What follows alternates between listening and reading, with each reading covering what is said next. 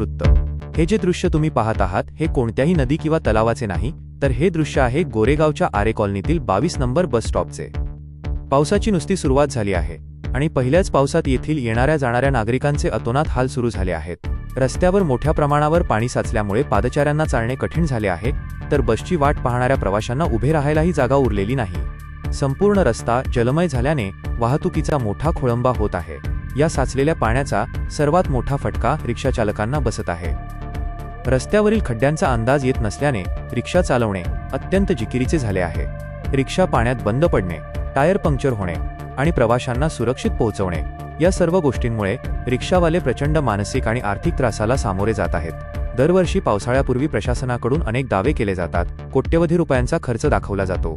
मात्र आरे कॉलनीतील 22 नंबर बसस्टॉपची ही दुर्वस्था पाहिल्यानंतर प्रशासनाचे हे सर्व दावे फोल ठरल्याचे स्पष्ट दिसत आहे। या गंभीर समस्येकडे प्रशासन कधी